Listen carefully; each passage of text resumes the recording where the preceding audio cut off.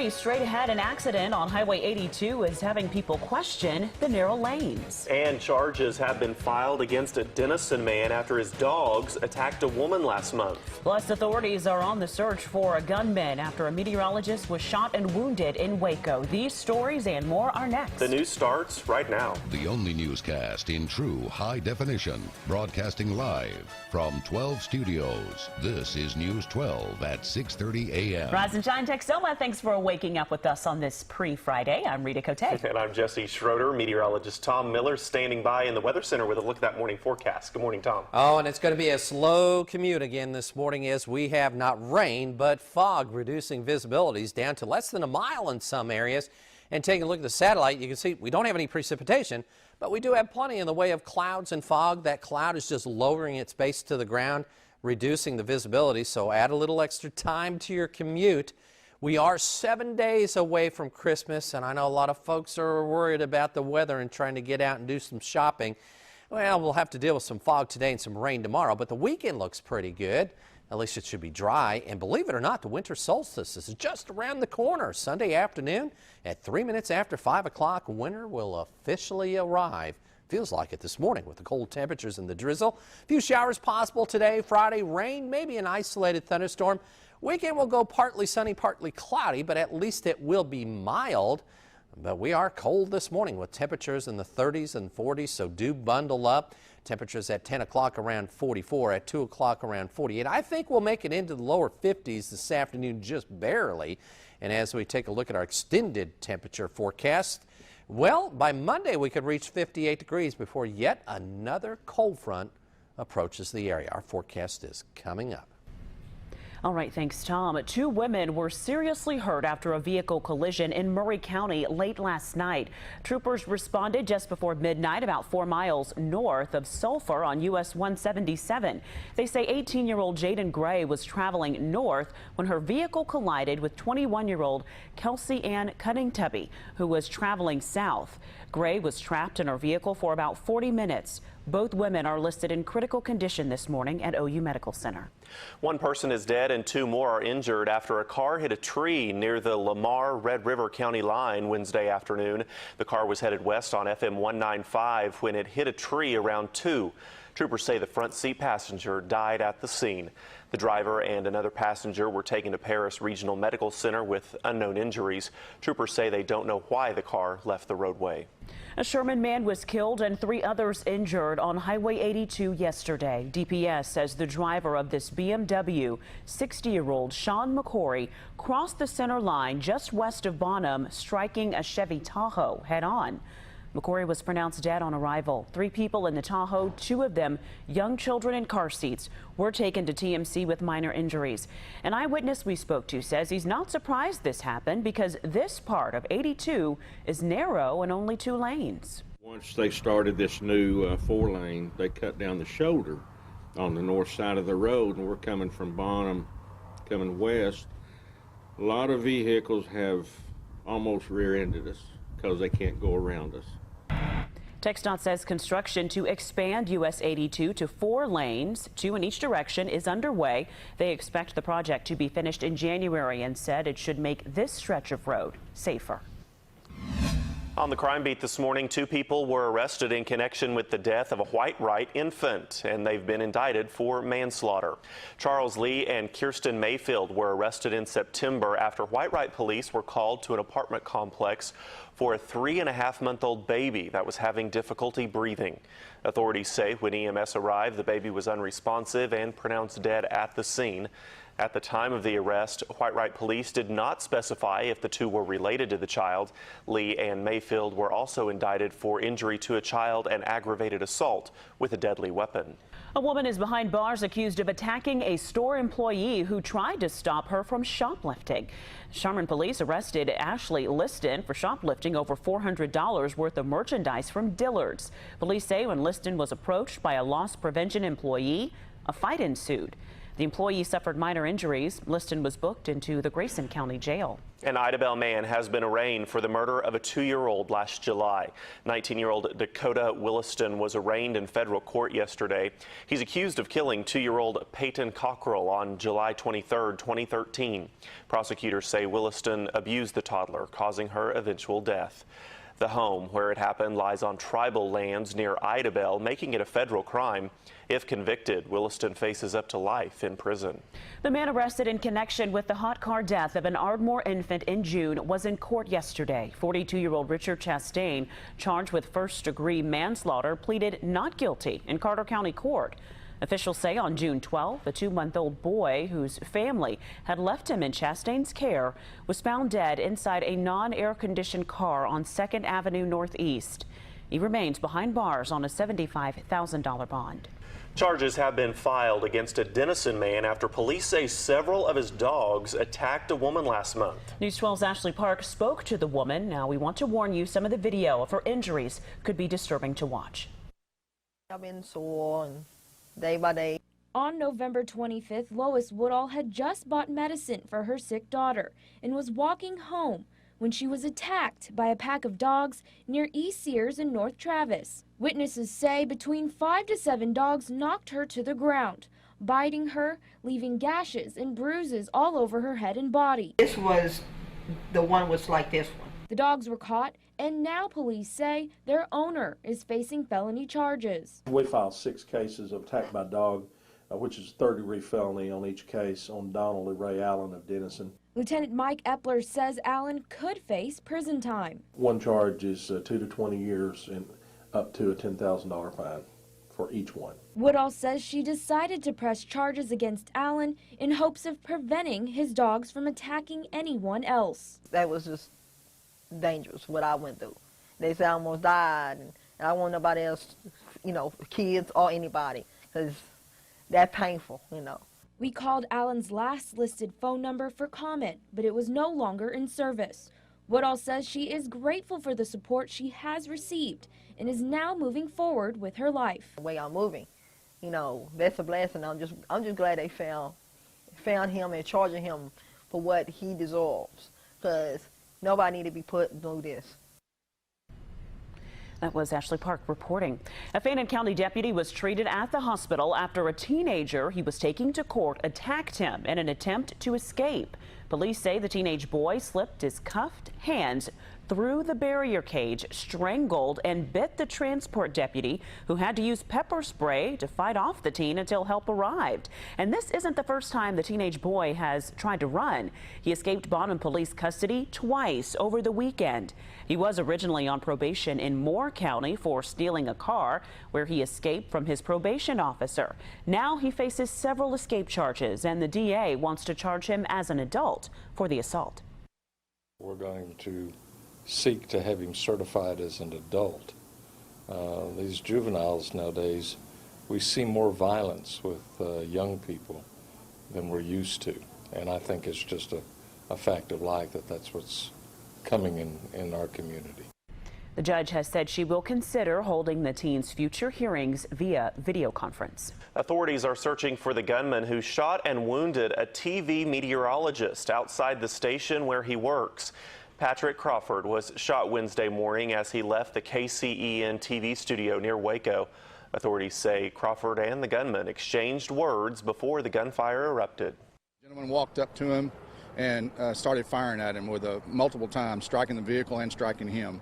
The driver of the vehicle, he jumped in the vehicle and he drove off and crashed up here on the frontage road. That's why we were called involved, and we found out it was an active shooter.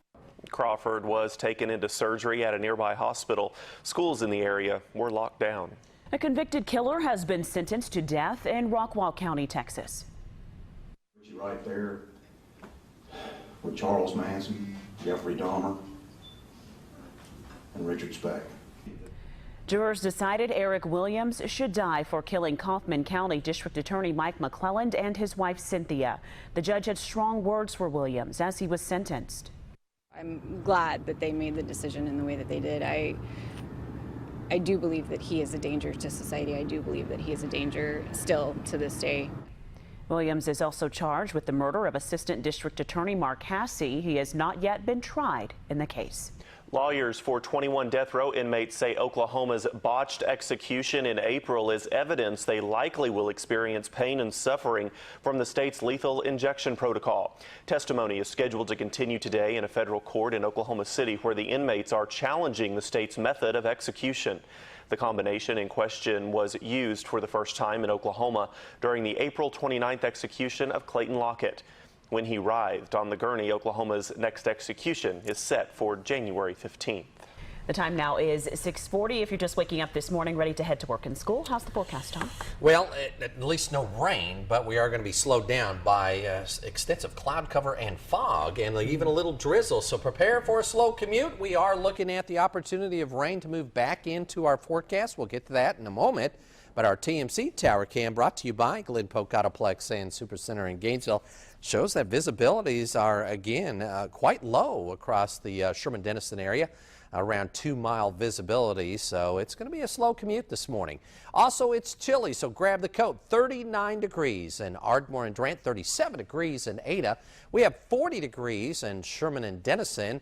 The winds are fairly light, and of course we have that high humidity, which were ingredients for fog. It's actually a cloud base that has settled down over us. We're at 40 in Gainesville, Marietta, Medill, 38 degrees in Tishomingo and Sulphur, and we have 39 degrees in Atoka, 39 degrees in Paris. And here's your visibilities down to 3 miles in Hugo, still hovering around 10 in Paris, but it's 2-mile visibility in Sherman and Denison, only a mile in Durant.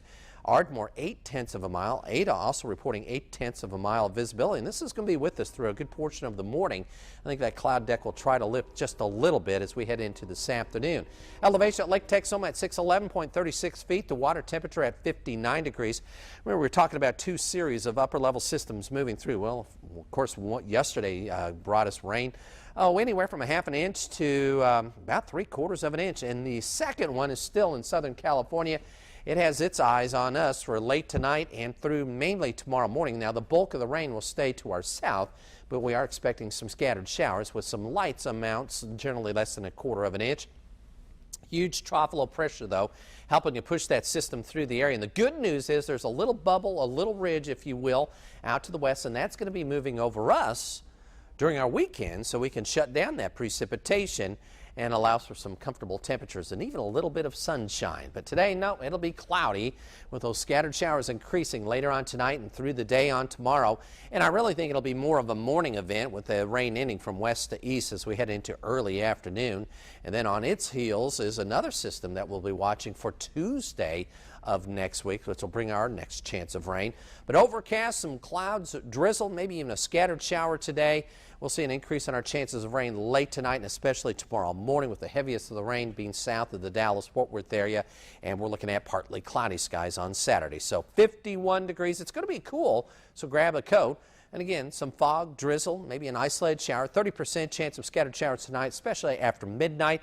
Low around 42 degrees, and then 48 Friday with a 50% chance of rain, mainly in the morning. Partly cloudy Saturday, 51. Partly cloudy on Sunday, 52, after a low of 35.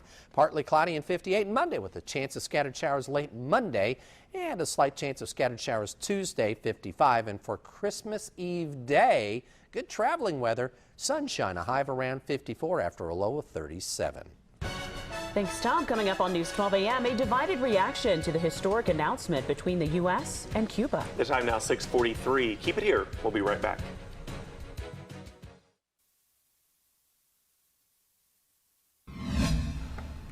The time now 6:45. News of the historic announcement between the U.S. and Cuba has many Cuban Americans celebrating, but many others are divided. Marley Hall has reaction to the news from Miami. The shift in diplomatic policy helps ease restrictions on imports from the island nation, an idea welcomed by John Marabona. A first-generation Cuban American, he's dreaming of finally having Cuban-made products in his Portland area Cuban restaurant. You know, chocolate could be from Cuba someday. How amazing would that be? Margarita Chan and her husband left family and friends behind back in 2001. The changes will make it easier for them to finally see their loved ones again. We would love to visit them, so it makes me really happy. But not everyone is happy about the new diplomatic relationship between Cuba and the U.S. Some Cuban Americans believe the Obama administration has given up a lot for very little.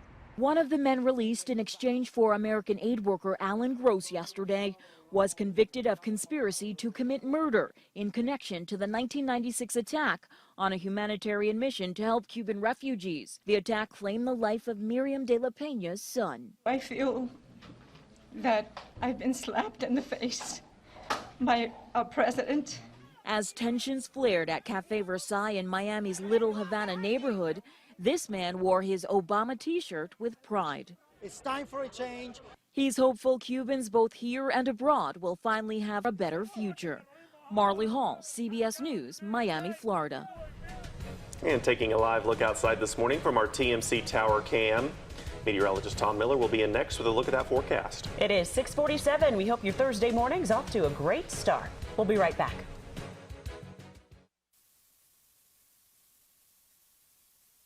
From the Weather Authority, here's Tom Miller. Oh, just looking at our TMC Tower Cam, which has been brought to you by Golden Polk Autoplex and Supercenter in Gainesville, you could see that we're going to have a problem with the visibilities this morning, already reduced down to about 0.8 of a mile in some areas. So we're going to have to slow down, allow a little extra time to get to work and school this morning. And this low cloud, which is producing this fog, looks like it's going to stick around throughout much of the morning. And it'll leave us with mostly cloudy skies this afternoon. Temperature-wise, it's cold, 40 degrees in Sherman and Denison. The actual normal low should be around 33, 34, but it feels much colder than that with this high humidity. 37 in Ada, 39 in Ardmore and Durant. So bundle up. 39 in Bonham, we have 39 degrees in Atoka with 39 degrees in Antlers, Hugo, and Paris, 40 in Nacona, 41 in McKinney. There's your visibilities down to 0.8 of a mile. That means less than a mile from Ada to Ardmore, 2.5 mile visibility in Gainesville, 2.5 mile McKinney. Durant, Sherman and Denison, as you're driving down 6975 between the two, you're less than 2 miles visibility and 3 mile visibility in the Hugo area. So elevation at Lake Texoma, look at that, it started to slip a little bit, 611.36 feet. Yeah, yes, we did see anywhere from 1/2 to 3/4 of an inch, but much of that was downstream from Lake Texoma, so again, not really affecting the lake. But it was a pretty good wave that moved through the area. We'll have another one that's in Southern California approach the area later tonight and tomorrow. In the meantime, though, it's going to be overcast with that fog and drizzle. Winds shift around to the northeast, and there's that next band of precipitation moving through the area. And we're on the very northern edge. The heart of the heavier rain will be in central Texas, which they could use the rain.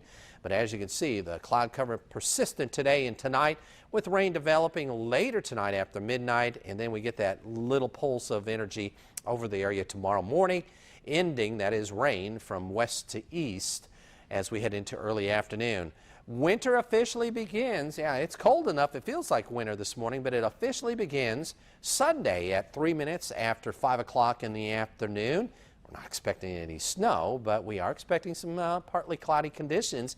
So it'll be good for shopping. Now 51 today. You'll have to, if you're going out shopping today, put up with some fog and some drizzle, maybe an isolated shower. 30% chance of scattered showers tonight, and that'll be mainly after midnight. 42 for an overnight low.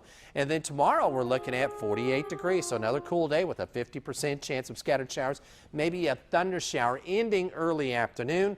And then Saturday and Sunday for you shoppers looking pretty good as we'll have partly cloudy skies. Watch out for the traffic. I guarantee it's going to be heavy. Highs in the lower 50s, lows in the mid 30s, and then a chance of scattered showers late Monday into Tuesday with the next cold front. High temperatures remain in the mid 50s Monday and Tuesday with lows around 41. All right. Thanks, Tom. Well, if you're anything like Rita, you need to know today marks 1 week until Christmas. Better get that shopping done. A lot of people are in the final days of scouting out presents to give and sending them to friends and family. That's right. Our Madeline Schmidt did some research about shipping. She joins us live in the studio with more. Madeline, what do we need to know? Yeah, well, Rita and Jesse, the good news is that if you did procrastinate in buying online or shipping out gifts, it's not too late. Take a look at these dates. Tomorrow, the 19th, is the last day you can mail something internationally in order to get it there by Christmas Day. Saturday, the 20th, is the deadline for both first class and priority mail, and the 23rd, really pushing it, is the deadline for priority mail express. The postmaster at the United States Post Office in Sherman said the average circulating volume of daily mail is 523 million parcels and letters. But during the holidays, that bumps up to more than 553 million. And in Sherman, he says the number of parcels substantially increased compared to last year.